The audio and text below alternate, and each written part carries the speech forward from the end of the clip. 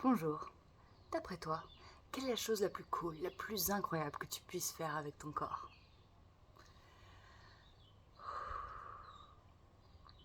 J'aimerais vous partager 3 choses que j'ai appris via la danse, qui ont complètement changé ma relation à mon corps, et probablement que vous aussi, vous pouvez.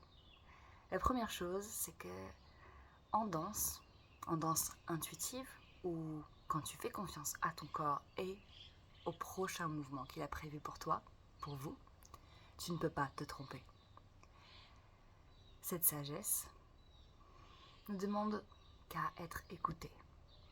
Le truc, c'est qu'on n'a pas appris à écouter notre corps. On sait quand on a faim, soif ou quand on est extrêmement fatigué. Ces signaux-là ne mentent pas, mais toute autre douleur, toute autre sensation sont également des signaux. Et en écoutant, vous allez apprendre à renouer le dialogue entre votre logique et votre corps sensoriel et comment est-ce qu'ils souhaitent, eux, s'harmoniser et travailler ensemble, pas l'un contre l'autre. Vous voyez peut-être ce meme qui date des années 2010 où il y avait un petit bouton on-off pour le cerveau et pour le cœur et que tout le monde mettait off le cœur car il voulait plus se concentrer sur la logique et la raison.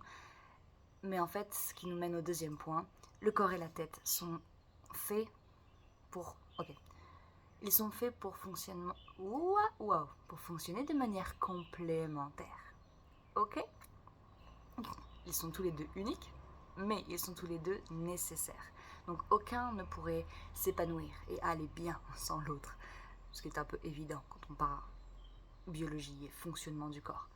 Mais quand on parle de danse et de bien-être et de santé mentale, on se rappelle aussi que notre cerveau comprend le monde, comprend nos émotions et nos pensées d'une manière complètement étrangère à comment notre corps, vraiment lui, ressent ses émotions et ses pensées.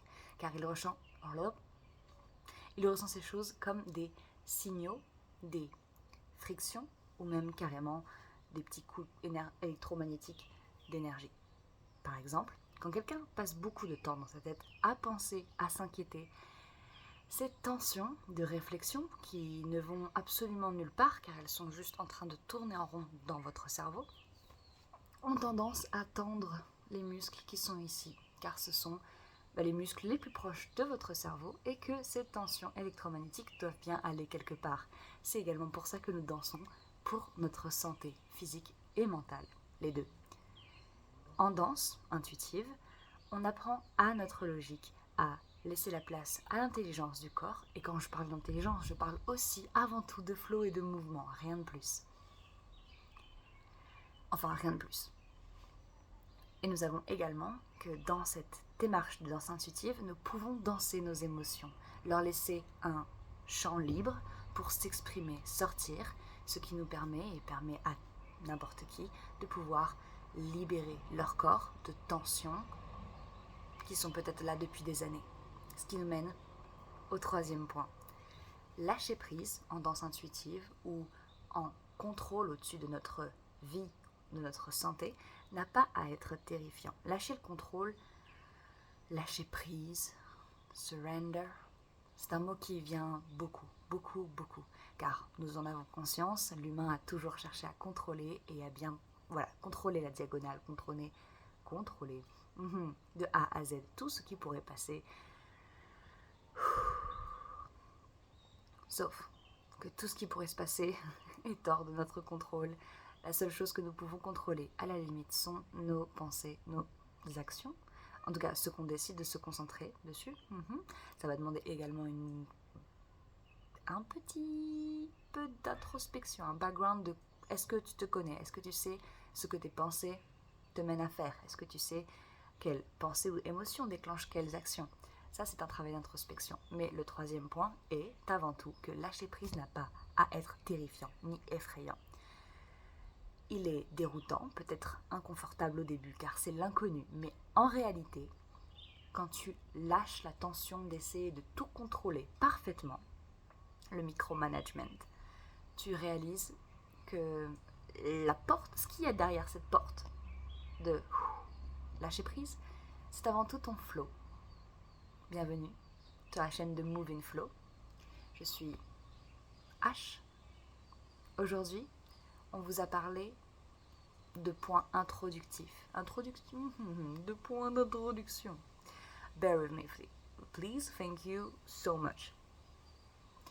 Le franglish est quelque chose de plutôt commun ici, donc désolé si ça te plaît pas. Nous t'acceptons tel que tu es, nous nous acceptons tel que nous sommes. Donc, qu'est-ce qui se passe? Quand on se rend compte que l'inverse du contrôle, c'est pas le chaos, mais c'est le flow. C'est le retour à une manière de faire qui est plus organique, plus sensée, peut-être aussi plus sensorielle, moins analytique, mais plus concret dans la prochaine action, qui est moins mentalisée, mais vraiment plus activée. Et avec toute cette énergie, que vous avez peut-être vous aussi commencé à ressentir depuis le début de cette année du cheval de feu, nous avons réellement énormément de feu en nous à canaliser. Et c'est à travers le mouvement que ça se passe le plus fluidement. Laissez notre corps, la terre, notre âme, le feu, nos émotions, l'eau, et nos pensées, l'air, chacun avoir une place dans le pentagramme de notre existence, où nous créons une safe place, avant tout pour notre corps, notre esprit, et pour que l'on s'exprime plus sincèrement vis-à-vis de la santé mentale, santé physique, et de nous rappeler qu'elle est accessible, et que les outils qui sont à notre disposition sont gratuits. Ok? C'était parfait. Vous êtes parfait, et tout cela peut être bien plus simple que ce que l'on pense. Pour votre corps, pour notre futur collectif, prenez soin de vous. Cela contribue. N'en doutez jamais. Merci pour votre temps, votre patience, votre énergie. À très bientôt.